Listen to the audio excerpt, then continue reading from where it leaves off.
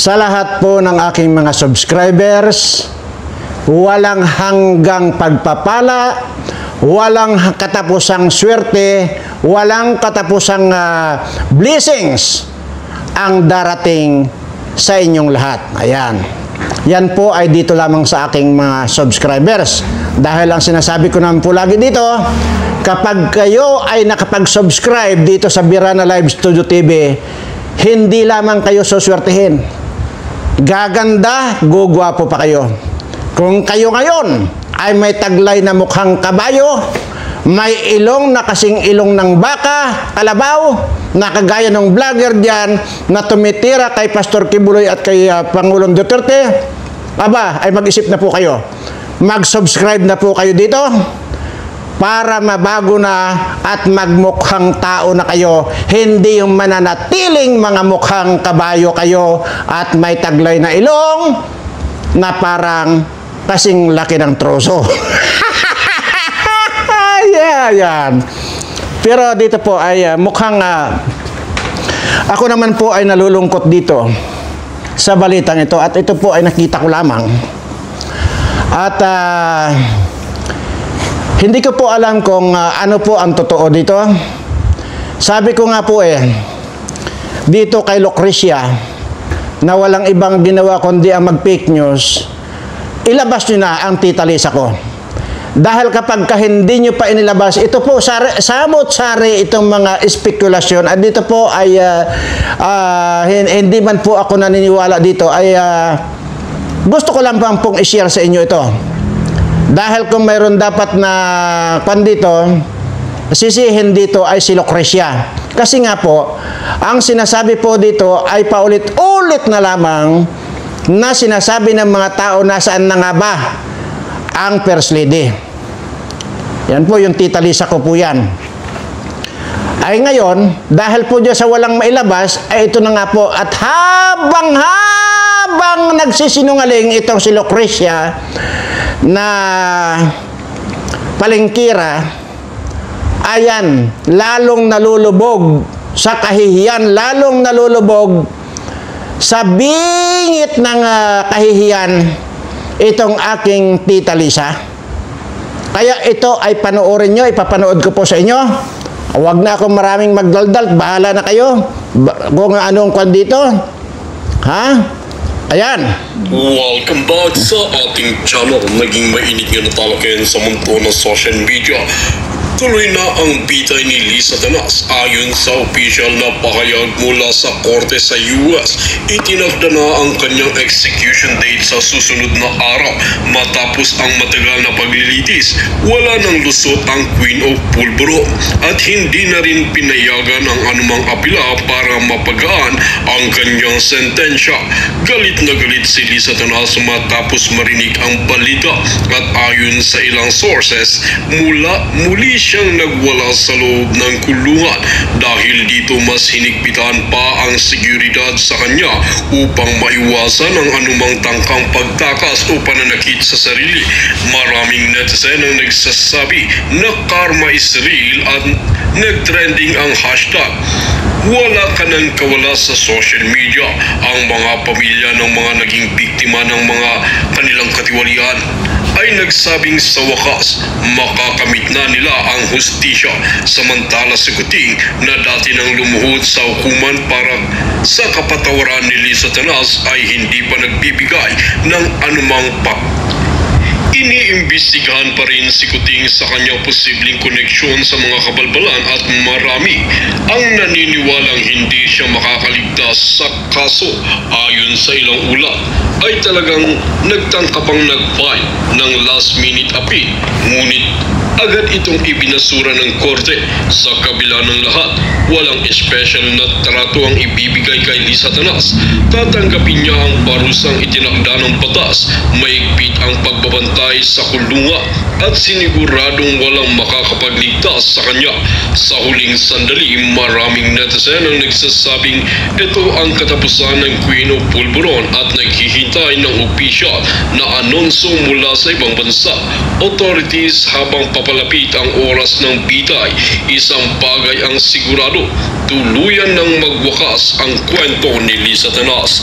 While mga kaibigan, kung kayo ang tatanungin, ano ang inyong mga opinyon? Just comment below sa ating comment section at ating tatalakayin sa susunod na video. Panoorin nga natin ang buong detalye at kung bago ka pa lamang sa aking channel, huwag kalimutan i-click ang subscribe button at notification bell para lagi kang updated sa ating mga nagbabagang mga balita. Sabi ko nga, hanggang sa huling hininga o huling patak ng alindog ko.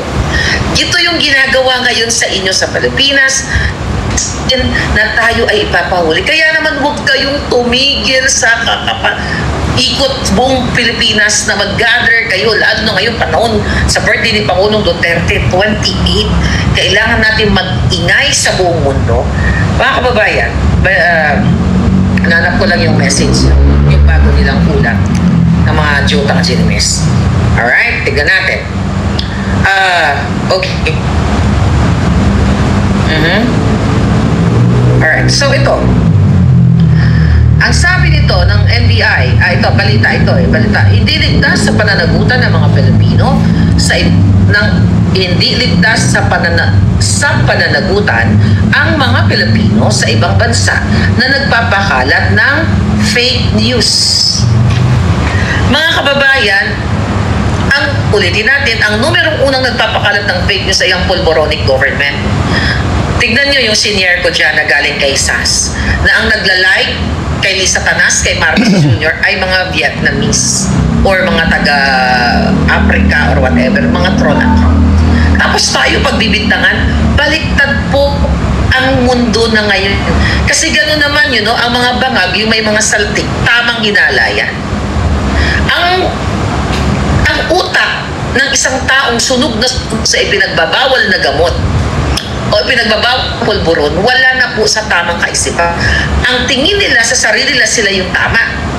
Lahat kayo dito na mga medical dito personnel o nag-academic yung doctor na may idea sa psych diba? Psych nursing.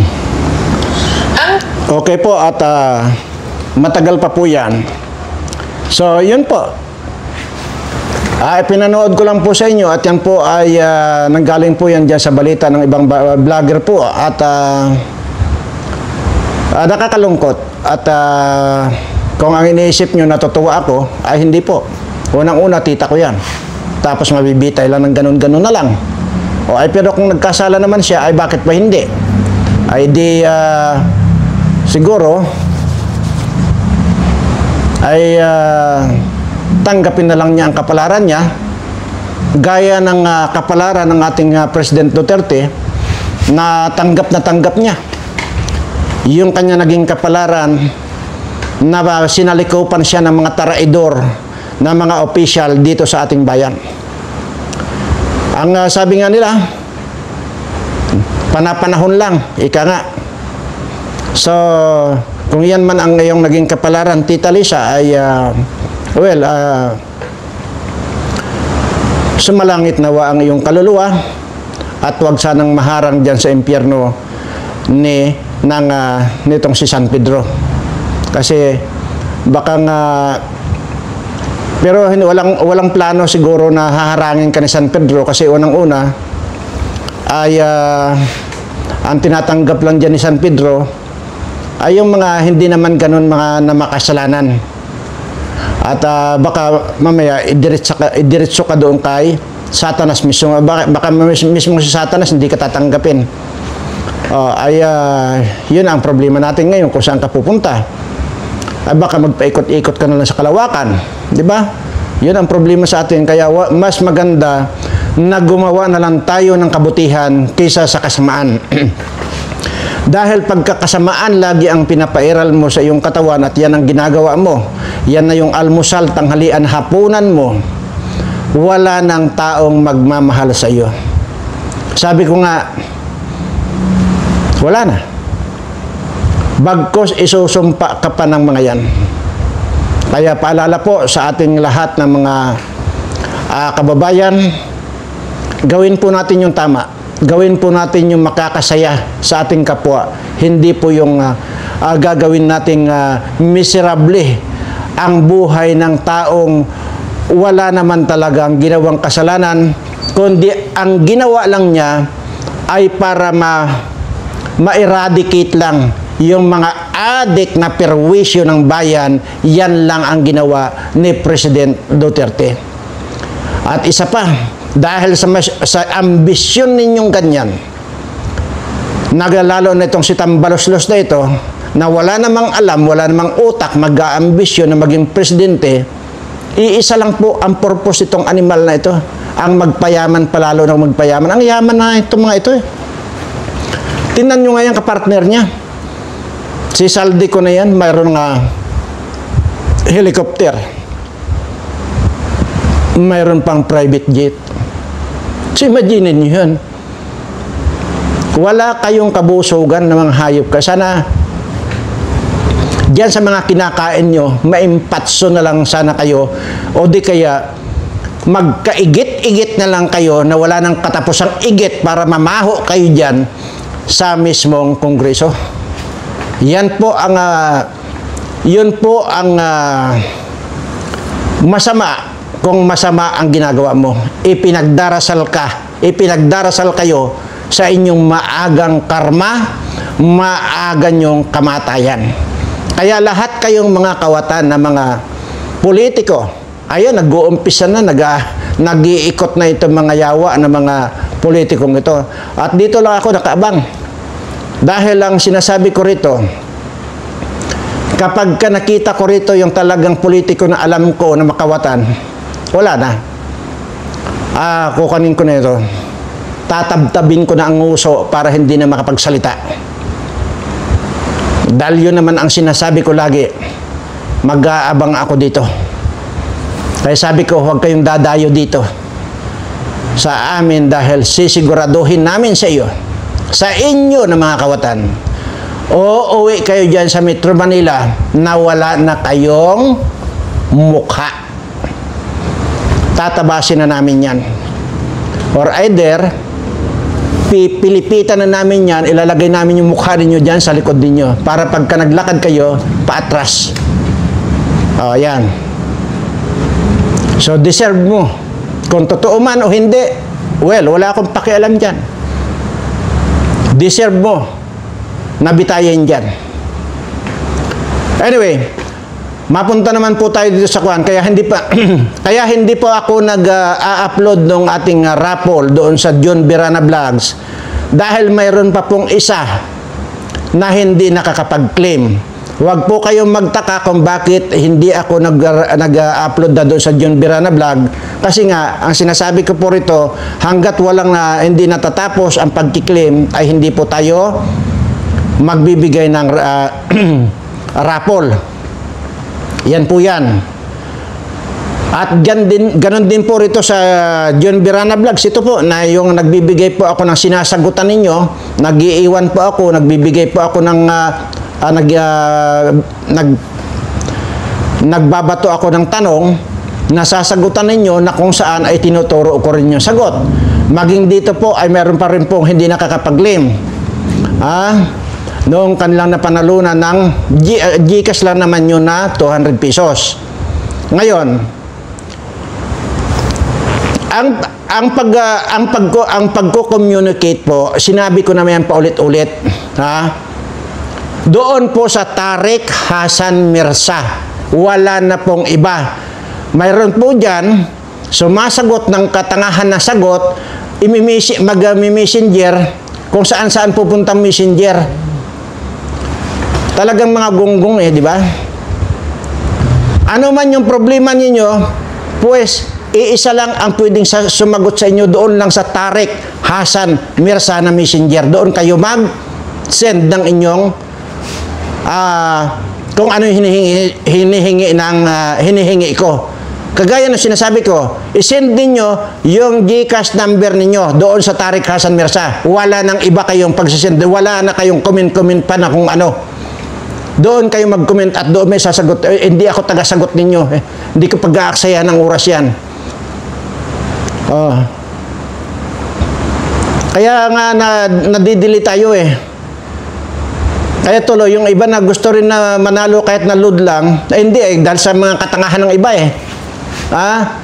Doon lang sa Tariq Hassan Mirza, kung hindi mo alam ang spelling ng Tariq Hassan Mirza, di ba paulit-ulit ko sinasabi, pumunta ka doon sa John Birana Vlogs, panoorin mo yung part 1, part 2, part 3, nandoon nakalagay dyan, nakasaksak yan dyan yung Tariq Hassan Mirza. So wala kayong ibang pagsisindan ng kung ano-anong mga tanong ninyo o ano pa man, doon lang sa Tariq Hassan Mirza, maliban dyan, walang sasagot sa inyo. Nang magtanda kayo. Paulit-ulit ko sinasabi yan eh. Kaya lang nag-iinit ang ulo ko kasi yung bang gusto ko may mabigyan, tapos ako pa ngayon ang nangungonsumisyon dahil dyan sa mga naku, hirap na magsalita eh. Uulitin ko, Tariq Hassan Mirza lang, wala nang iba. Okay? Tingnan nyo yung pinakuan ko na sigarilyo, pinahulaan ko sigarilyo na ako rin nagbigay ng sagot. Akalain mo mayroong sasagot doon sa messenger? Ay kung hindi ba namang ing na isa't kalahating kaing-ingan, mag-comment sa video. Tapos, pagka in-announce ko rito na yun na yung nanalo, saka nyo ipadala yung inyong GCash number doon sa Tariq Hassan Mirza. Sana maliwanag dyan sa inyo. Ngayon, kung hindi ako magbibigay dito, kung sasabihin na naman dito, may masabi na naman na hindi naman totoo yun. Paano hindi magiging totoo ay mali-mali kayo? Sige nga, yung mga nauna, total, pinarada ko naman dito yung mga pangalan. Sige nga, i-chat nyo nga kung hindi ka totoo yun. Mga kung talagang ang laki ng... Wala kayong pagkakaiba dito sa kay Lokring na ito na palingkira, abogadang gaga. Sinasabi ko nga sa inyo, baka ito, palagay ko ito, hindi pa nakapag-subscribe dito sa Birana Live Studio TV. Kasi bubo eh. Kasi ang pagkakaalam ko, lahat ng mga subscriber ko dito, matatalino. Baka ito, hindi pa nakapag-subscribe eh. Paulit-ulit ko sinasabi yan. Ang ninyo eh, di kayo nakakaintindi. Hindi lamang kayo suswertihin pag nag-subscribe kayo dito sa Birana Live Studio TV. Tatalino pa kayo, gaganda pa kayo, gugwapo kayo. Mahirap bang intindihin yun? Hala, sige kayo. Lalo kayong papangit pagka ganyan. Maniwala kayo sa akin. Pagka sinabi ko rito, papangit kayo, papangit kayo.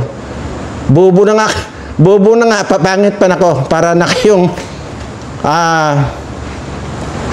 isinumpa talaga. Akalain mo yun? Isa lang ang kung saan kayo pwede mag-comment doon sa Tariq Hassan Mirza. Sawang-sawa na ako maglalagay dito sa dito. Sawang-sawa na ako. Nandoon yun sa John Birana Vlogs na part 1, part 2, part 3. Yun ang panoorin nyo. Nandoon lahat ang detalye. Paulit-ulit ko sinasabi. So kung hindi mo alam yan, pues, pasensyahan tayo. Yung nabunot ko rito, na nanalo 10,000, mayroon pa hindi nakakapag-claim. Dahil tinatawagan naman, hindi matawagan yung messenger niya. Doon naman sa load, kung saan magko-comment. Nag-comment ka rito sa Tariq Hassan Mirza. Wala nang iba. Hindi ko saan ka magko-comment. Walang sasagot sa'yo doon. Anyway, ayan po yung mga nangyayari sa atin ngayon. So, kung yun man ang, kung totoo man yun, yung ating pinanood ngayon, ay maliwanag po na buhay ang karma. Maliwanag pa sa sikat ng araw. At maliwanag pa sa ulo ni Bato de la Rosa na talagang digital na ang karma. Can you imagine? Plinano. Itong si Butod ang nagplano kung papaanong ano to? Dalhin sa dahig itong si President Duterte. Siya nagplano yan. Kasama ito si Gibo, si Remulla, at saka si Anyo na taraidor. Yan, mga yan. Ito, lahat yan mga yan. Yan ang mga nagplano. Tapos, umuna na doon si Butod. Walang ginawa doon kasi nga magsiselebrate sila eh. Yung nalalapit na pag-extract kay President Duterte. Nauna na sila mag-celebrate doon. Ang problema, nasobrahan ng celebration. Yun yung sinasabi kong karma. Naghigop-higop sila doon ng tsa. Ayun, hindi na kontrol ng isang gago, patay. At ngayon, yun ang dahilan kung bakit ngayon, hanggang ngayon, nandoon. At yun nga sinasabing bibitayin. Aywan ko, pero parang hindi naman yata ako maniwala doon. Bibitayin na, hindi naman ako maniwala doon. Pero yung hinold, yun pa, ang siguradong maniniwala ako doon. Yan po ang kwan. Kaya abangan po ninyo itong kampanyang ito, ha? Ito ang pakaabangan ninyo. Dahil ako, nagkuhan lang ako dito, mayroon na akong mga bawat kanto dyan, bawat bayan dyan, mayroon na akong nilagay dyan na mga daga. Dahil ang sinasabi ko rito, yung mga kawatan na mga politiko na bagdadaldal pa rito, tatabtabin ko. Ako mismo ang tatabtab sa mga mukha ng mga yan. Abangan ninyo yan at ibibideo ko yan. Kung papaano kung tabtabin ang mga bunganga niyan, tapos isa-isahin kung bunutin yung mga ngipin niya na walang anesthesia. Tapos pakakawalan ko, pauwiin ko dyan sa inyo sa Manila. Pagka yan ay wala ng mukha, iisa lang ang isipin nyo, tinabtab ni Birana. Hindi ko pagtatagalin itong mga kawatan na ito, sinasabi ko, aabangan at aabangan ko itong mga ito. Yung mga senador na mga kawatan dyan, subukan nyo. Subukan nyo tumungtong dito sa amin. Alam naman namin kung sino yung mga kawatan dyan eh. Kung mayroon mga hindi kawatan dyan, ay parang isa lang yata. Pero actually, ganito yung po. Ipapaliwanag ko lang po. Kaya naman nasama ito sa pagiging kawatan itong mga senador na ito. Kasi unang-una ganito yan. Yung sinasabi ni Crispo, kaya niya pinayagan yung vice cam na yan, ay dahil binigyan sila ni Tambaloslos ng 5 billion. Paghati-hatian nila yon, mga senador. So I don't think, ewan ko lang kung tinanggap ba ni Robin Padilla, tinanggap ba ni Bato, tinanggap ba ni Bongo, hindi po natin alam. Pero malaking pira po yan. So, considered na rin sila as kawatan pagka tinanggap nila yon. Tingnan nyo ito mga pinaggagawa nito mga ito. Kaya walang katapusan, hindi na kailanman magagamot itong sakit ng Pilipinas hanggat hindi nalilipo lahat itong mga kawatang ito. Lalo na dyan sa Kongreso. Ayun, nag-leak na. Kaya pala hindi kumikilos ang mga military. Di ba? Nag-leak na. Yung usapan ni Saldico at saka ni Tambaloslos. Ano na Pilipinas? Grabe. Meron sana akong hinanda sa inyo na tula na pwedeng bumagabag dito sa mga kawatang ito, pero parang bigla akong nawala ng mood. At sana ay bumalik yung mood ko.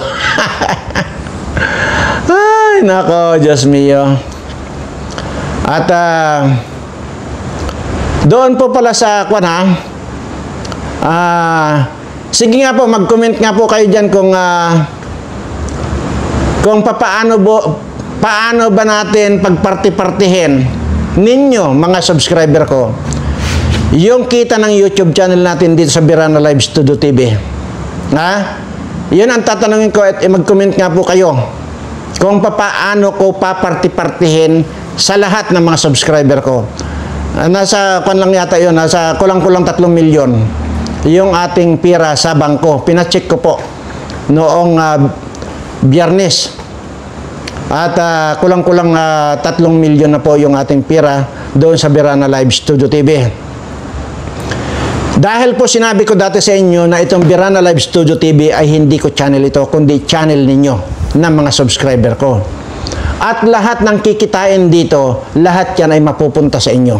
Di po ba? Maliwanag po yung sinabi ko. Dahil unang-una, hindi ko po kailangan yan. Hindi ko po kailangan ang pira. At kahit hanggang mamatay na ako, hindi ko kailangan, hindi na ako mangangailangan ng pira. Katunayan, sinasabi ko yan sa inyo. Parati ko na lamang sinasabi na allergy po akong humahawak ng pira. Tingnan nyo naman. Makikita nyo naman kung itong palad ko ay humahawak ng pira. Ha? Tingnan nyo naman yan. Hindi na po. Allergy po akong humahawak ng pira. Kasi nung dati, nung humahawak pa ako ng pira, puro kulugo po yan. Puro lahat kulugo. O ngayon, tingnan nyo naman. Ganyan po kakinis yan. Kasi hindi na nga ako po humawak ng pira. Allergy po talaga ako. Ang hinahawakan po lang, pwede lang pong hawakan ito, itong palad kong ito, ay wag na nga lang. Ayan po, at mag-suggest po kayo nga dyan kung paano natin ibibigay o paparti-partihin yung kulang-kulang 3 milyon na kita nitong ating YouTube channel. At yun naman po ay tinutupad ko lang po kung ano yung binitawan kong salita. Nasa inyo po mapupunta ang kita nito. Kaya po yun ang sinasabi ko na ang pagsusubscribe sa Birana Live Studio TV, nandyan lagi yung swerte. Nandyan lagi yung pagpapala. Ay ako na nga nagsasabi sa inyo, di ba? Kung pinapaniwalaan nyo itong huklubang matandang Enrile na ito, mas paniwalaan nyo ako dahil mas matanda ako sa kanya. Tingnan nyo yan, 100 years old lang yan, pero bangingi na. 100 years old lang yan, pero parang pag naglakad yan matutumba na. Ay tingnan nyo naman itong 176 years old ko na. 176 years old ko na, pero pagbabasagan pa ng mukha ito. At saka hindi lang yan. Kung gugustuhin ko, at ewan ko, kasi talagang nawalan ako ng gana ay ito nga, ewan ko kung may mapipili ako dito sa mga pumipili araw-araw dito. Ay kasi doon sa mga, nagkaroon na kasi ako dati ng girlfriend yung mga ex ko, 999 na ex ko. Hindi pa, tingnan nyo, hindi pa na-complete yung 1,999 pa lang. Ay, wala yun. Pinag-dispatch ako lahat yun. Ay, ngayon, ang dami-daming pumipila. Araw-araw po yan dito. Diyan sa labas. Araw-araw yan na daming pumipila na gustong makipagkwentuhan daw sa akin. Wala namang ibang sasabihin, wala namang gagawin dito, magkukwento lang na ganito, tapos haharap sa akin dito ang iksi-iksi ng palda, na halos kita na yung pigtot. Ay, yun ang mga ayaw ko. Kaya yung mga ganon, pinapauwi ko na agad. Ito ang pamasahe mo, uwi ka na. Ayaw ko ng ganon, ayan, paparadahan mo ako ng hita. Ay, samantalang sawang-sawa na ako sa hita.